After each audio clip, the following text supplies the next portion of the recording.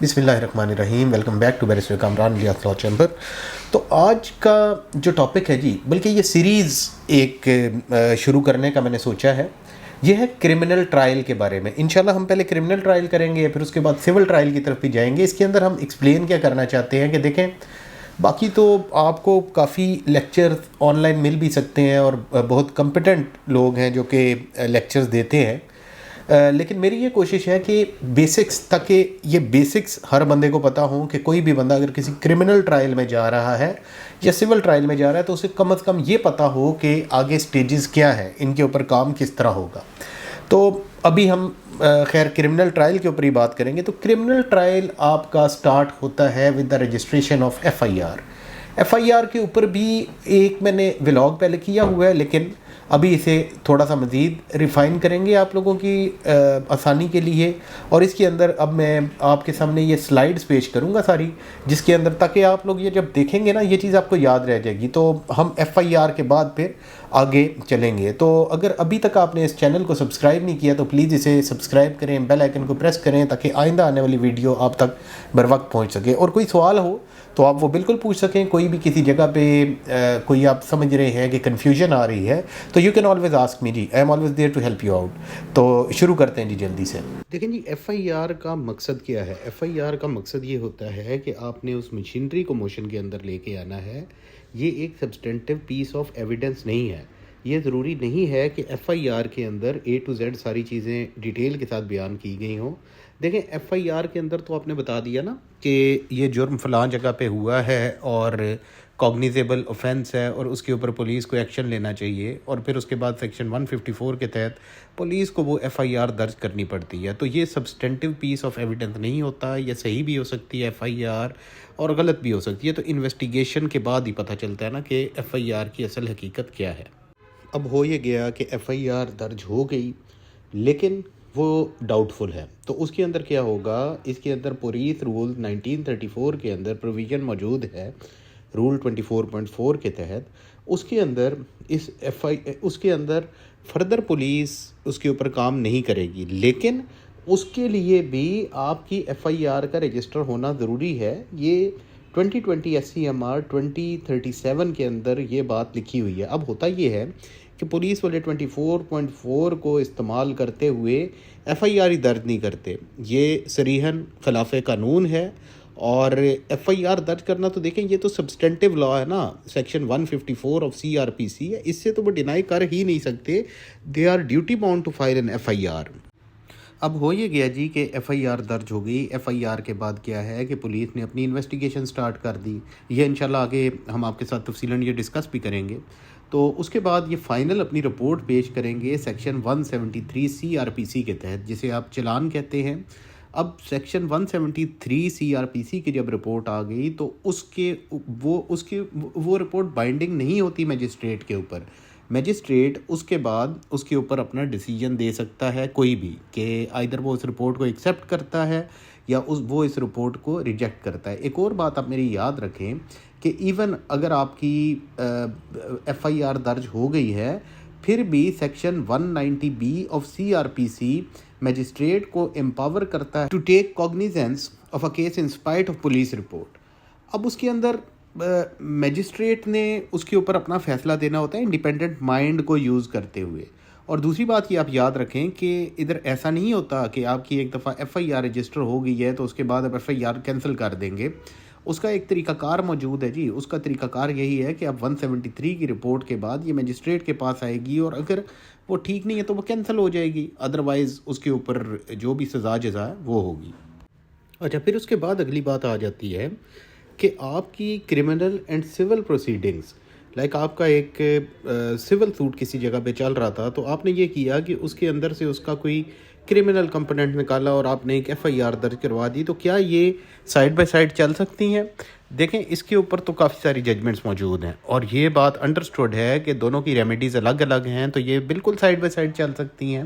لیکن اس بات کو بھی آپ یاد رکھیں کہ آپ کی جہاں پہ civil and criminal proceeding side by side چل رہی ہوں وہاں پہ پرائورٹی جو دی جائے گی نا جی، وہ دی جائے گی آپ کی سول پروسیڈنگس کو. کیونکہ دیکھیں civil courts are the courts of ultimate jurisdiction اور اس کے اندر زیادہ یہ یقین کیا جاتا ہے کہ یہ میٹرز جو ان سے ہے نا یہ سول کورٹس کے اندر ہی حل ہونے چاہیے rather than taking them into the criminal court.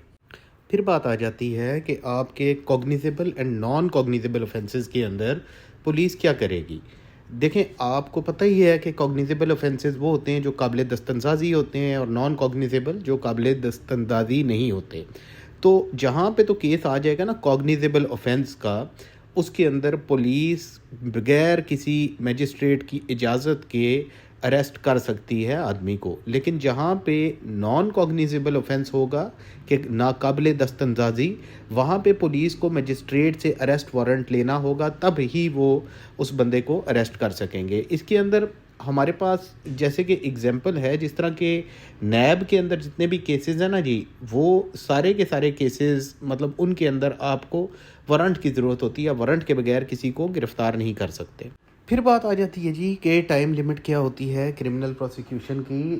اس کے اندر دیکھیں لاء کے اندر کوئی time limit in order to file a criminal complaint اور lodging of F I R is not provided. تو اس کا مطلب یہ ہے کہ اس کی کوئی ٹائم لمٹ نہیں ہے. لیکن اس بات کا بھی خیال رکھنا چاہیے کہ آپ کی ایف آئی آر فائل کرنے میں جتنی آپ ڈیلے کریں گے اتنا ہی آپ کا کیس کمزور ہوگا. جب ایف آئی آر میں فائل کرنے میں ڈیلے ہو جاتی ہے تو اس کے اندر پریزیوم یہی کیا جاتا ہے کہ اس کے اندر چیزیں تبدیل ہو گئی ہیں یا چیزیں تبدیل کر دی گئی ہیں. کچھ ایسے کیسز ہیں جیسے کہ آپ کے اغوا وغیرہ کے کیسز, ان کے اندر اسے ڈیلے کو اتنا زیادہ خاطر میں نہیں لایا جاتا کیونکہ اس وقت بندہ فوری شاک میں ہوتا ہے, تو اس شاک کی وجہ سے اس ڈیلے کا اتنا زیادہ امپیکٹ نہیں ہوتا. لیکن باقی کیسز کے اندر ڈیلے کا بالکل امپیکٹ ہوتا ہے, یہ آپ کی پروسیکیوشن کے کیس کو کمزور کر دیتا ہے. اب بات آ گئی کہ آپ کی ایف آئی آر کے کنٹینٹس کیا ہوں گے, کہ ایف آئی آر کے اندر کیا کیا چیز ہونی چاہیے. یہ تو آپ کو پتہ ہی ہے کہ ایف آئی آر بڑا ایک امپورٹنٹ ڈاکیومنٹ ہے کرمنل انویسٹیگیشن میں, سارا پروسیس شروع ہی اسی کے ساتھ ہوتا ہے. تو اس کے اندر آپ نے بتانا ہوتا ہے کہ کوئی کوگنیزیبل اوفینس کمٹ ہو گیا ہوا ہے, اور جب آپ نے کوگنیزیبل اوفینس کا ذکر کر دیا تو اس کے بعد پولیس کا کام ہے کہ وہ ایف آئی آر درج کرے, اور اس ایف آئی آر کو درج کرنے کے بعد وہ اس کے اوپر اپنی انویسٹیگیشن کرے, اور اس کے بعد سیکشن 173 کی رپورٹ پیش کرے بیفور دا میجسٹریٹ. تو کنٹینٹس کے اندر آپ کیونکہ خود تو اتنے زیادہ ٹیکنیکل نہیں ہوتے, اور آپ نے اس کے اندر صرف وہی واقعات بتانے ہوتے ہیں جو آپ کے سامنے ہوئے ہو. کوگنیزیبل اوفینس ایک امپورٹنٹ چیز ہے اس میں, باقی اور کوئی اس میں لمبی چوڑی بات نہیں ہوتی. پھر اس کے بعد کہ ایف آئی آر کا ڈسپوزل کیسے ہوگا. دیکھیں ایف آئی آر کا ڈسپوزل ایسے ہوگا کہ سیکشن 173 کی رپورٹ بنا کے جب پیش کی جائے گی میجسٹریٹ کو, اس میجسٹریٹ کو جو کہ کمپیٹنٹ ہے اس اوفینس کا کوگنیزنس لینے کا, تو وہ اس یا پھر وہ اسے سپیریئر کورٹ کو بھیج سکتا ہے, وہی اس کا ڈسپوزل کر سکتا ہے. اپنے آپ سے انویسٹیگیشن آفیسر اس ایف آئی آر کا ڈسپوزل نہیں کر سکتا, اس کے لیے اسے اجازت لینی پڑتی ہے میجسٹریٹ سے کوگنیزیبل اوفینس کے اندر. اسی طرح آپ کی ایک سے زیادہ ایف آئی آر بھی رجسٹر ہو سکتی ہیں سیکشن 154 کے تحت, جیسے کہ ہم پہلے بھی بات کر چکے ہیں. اس کے اندر ایس ایچ او کا کام ہوتا ہے کہ وہ ایف آئی آر کو رجسٹر کرے جب بھی اسے پتہ چلے کہ کوگنیزیبل اوفینس کمٹ ہو گیا ہوا ہے اور میرے پاس اس کی انفارمیشن آ گئی ہوئی ہے. اس کے پاس کوئی آپشن نہیں ہے کہ وہ اسے ریجیکٹ کر سکے, وہ اس سے رجسٹر نہ کرے. پھر اس کے بعد بات آ جاتی ہے جی کہ کیا ہم ایف آئی آر کو وڈرا بھی کروا سکتے ہیں. دیکھیں ایف آئی آر کو وڈرا نہیں اس طرح کروایا جا سکتا کہ میں اپنی مرضی سے پہلے ایف آئی آر درج کرواؤں, اس کے بعد میں پوری مشینری کو ایکشن میں لے کے آ جاؤں, تو اس کے بعد میں کہوں جی کہ نہیں جی اب میں ایف آئی آر کو وڈرا کرتا ہوں. دیکھیں وہ تو 173 کی رپورٹ ہے جو کہ جسے ہم چلان کہتے ہیں, وہ جب ٹرائل کورٹ میں پیش ہوگی تو اس کے بعد وہ فیصلہ ٹرائل کورٹ نے ہی کرنا ہے کہ کیا یہ کنٹینیو ہو سکتی ہے یا کنٹینیو نہیں ہو سکتی. اور یہ بات بھی آپ یاد رکھیں کہ جب بھی کوئی جھوٹی ایف آئی آر ہوتی ہے نا, تو اس کے بعد آپ کے پاس جو ریمیڈی موجود ہے وہ ہے سیکشن 182, یہ جھوٹی ایف آئی آر کے خلاف کی ریمیڈی ہے. جی تو میرے خیال میں ایف آئی آر کے بارے میں ہم نے کافی باتیں کر لیں, کافی انفارمیشن ہوپ فلی آپ لوگوں تک پہنچا دی ہے میں نے. تو اب ہمارا نیکسٹ ٹاپک ہوگا جو کہ ایف آئی آر کے بعد ہوتا ہے, وہ ہوتا ہے جی اریسٹ ہوتا ہے. اس کے اوپر ہم تفصیلاً گفتگو کریں گے, اور اس کے ساتھ ساتھ انشاءاللہ ہم بہت جلدی اس کرمنل ٹرائل کو ختم کر لیں گے. تو ہوپ فلی آپ کو یہ ولاگ پسند آیا ہوگا، اور اگر پسند آیا ہو تو پلیز لائک کا بٹن آپ اسے پریس کریں، اسے شیئر بھی کریں تاکہ شاید کسی اور بندے کا بھلا بھی ہو جائے اس میں. تو thank you very much for being with me ji. السلام علیکم.